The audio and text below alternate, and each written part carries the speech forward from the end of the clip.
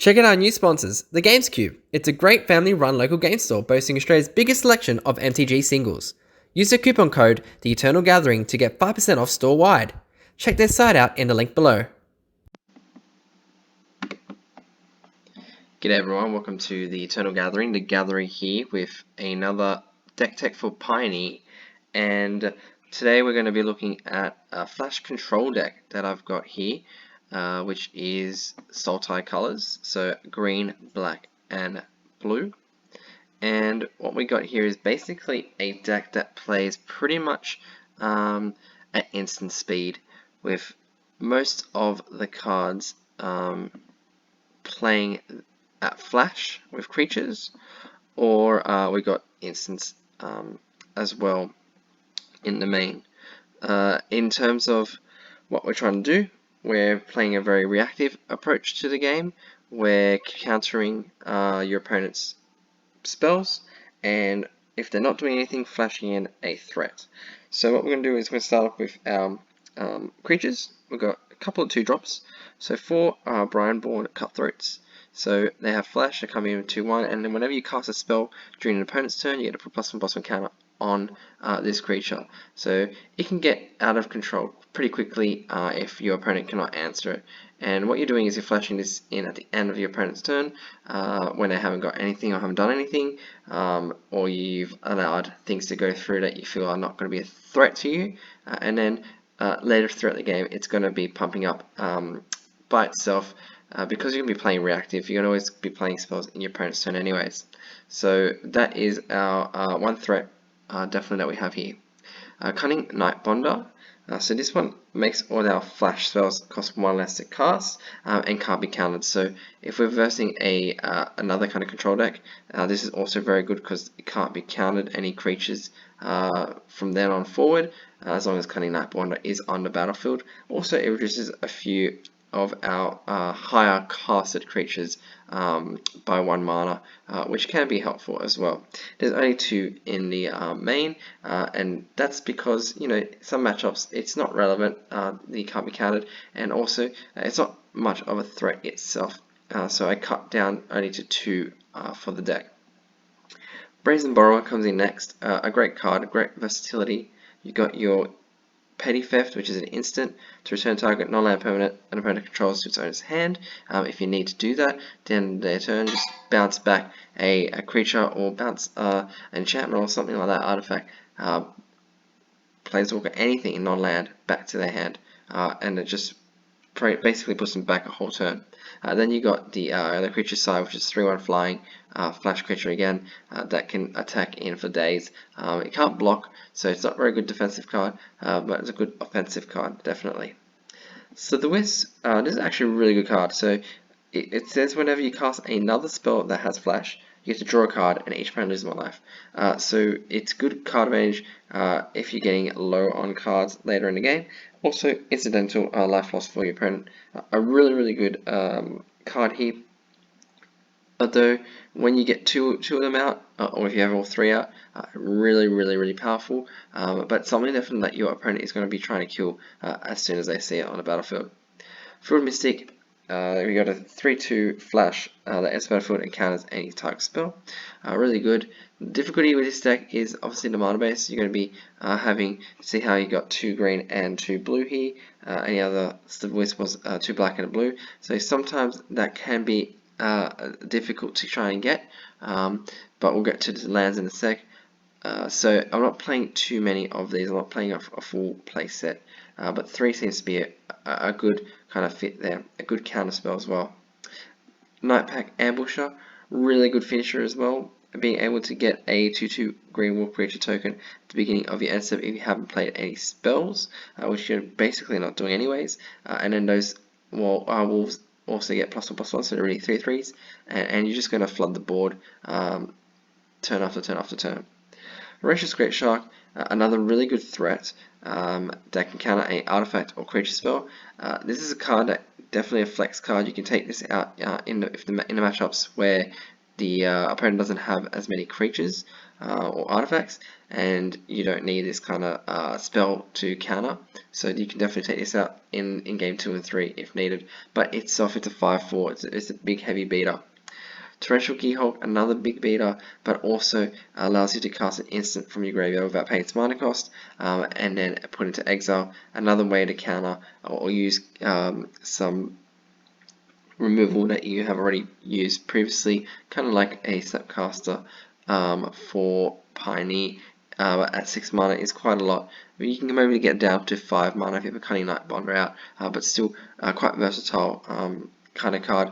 And again, another thing, if you feel like the opponent's going to be playing a much quicker game, much faster game, you can take this out in game 2 or 3. In terms of spells, got a bit of removal with Fatal Push. We got 2 of Abrupt Decay and Assassin's Trophy. 3 Abrupt Decay, 2 Assassin's Trophy. Abrupt Decay is good because it can't be countered. Assassin's Trophy can hit anything basically. Abrupt Decay can hit anything that's 3 or less, which is a lot of things in Piney. So it's a good card to have definitely in there. Syncopate, 3 of in here. It's a good counter spell, a very good one, because especially if you're on the play, you're always going to be able to have as much mana as your opponent has. So you're not going to be one step behind, and you're going to be able to counter basically anything that they're playing on turn 1 or sorry, not turn 1, on the turn 2, turn 3, turn 4. If you keep everything open, you can tap out and make them have to pay that extra mana. If they don't have that extra mana, that gets countered. So it's a good counter spell there. Very good in this format, I believe. I think it's a really good counter spell in Pioneer. Horribly Awry. This is for creature spells with CMC 4 or less, which is going to hit most things in Pioneer. Another flex spot, it might not do much for you in game 1. Take this out game 2 and 3 if you're not versing a creature heavy deck. Disallow, the ability to counter any triggered or activated ability as well, can come in handy. Disallow is quite versatile. I think it's a really good, another good counter spell in this deck. Then for our lands, you got Botanical Sanctums, Breeding Pools, Drowned Catacombs, Hinterland Harbour, a couple islands, 1 swamp, Watery Graves, and a Zagoth Triome. So there's no forest because we're not playing many forests in here. We're playing a lot more blue spells, and we want to be able to, get that blue color in the first 2 turns. We don't want to have a lot of swamps or forests. So it's more heavy towards blue. So that's our makeup of our lands. Sideboard wise, Ceremonious Rejection for any color spells, so artifacts, Eldrazi, if that ever comes into play, but mostly artifact spells. Pithing Needle, a really good versatile card. You can destroy any planeswalkers that come into play, or your opponent's planeswalkers that are very problematic, just by naming them. You can also name lands, all that kind of stuff. Heroic Intervention to protect your board from board wipes. If your opponent's playing a lot of board wipes, you can obviously play Heroic Intervention. Negate, if you're playing a more of a kind of combo spell heavy deck, you can play Negate, bring that in. Take out your Horribly Awry and maybe your Ferocious Great Shocks. Return to Nature, really versatile again, destroying artifacts and enchantments, but also exiling cards from the graveyards like Uros and Croxes. Mystical Dispute, if you're playing another deck that is also a control deck, you want to bring this in, obviously. Land of the Void, again, against anything that's playing graveyard strategies that you can bring in. And then finally, Sphinx of the Final Word, another good card in the matchup when you're versing kind of control heavy decks. So you can bring this in, it can't be countered. It also gives all instances and sorceries that you control the ability to not be countered as well. It itself has Hexproof as well, so it's a good finisher in those matchups. Obviously, the price of this, $333 it says here. We've got 5 mythics, 42 rares, 99 commons and 7 commons. It's relatively cheap, I would say. The most money you're getting here are probably these here. Like here we go, Brazen Borrowers, most expensive kind of cards, your Assassin's trophies, also, and then you get your land race, your not fetches, sorry, your shocklands. They're going to be obviously more expensive cards. Overall, this deck performs quite well. So basically, the whole point of this is you're just playing reactive. You're just letting your opponent do whatever they want to do, cast a spell, and then counter or play a creature afterwards, and then go in and swing the next time around when it's your turn, and then do the same thing. Just keep your mana up, keep your mana up, keep your mana up, keep your mana up, counter, counter, counter, play reactive the whole time. Let your opponents make their moves, and then you make your move accordingly. Just some more stats in here. So a lot of 2-drops, that's where most of this deck is, and then you've got your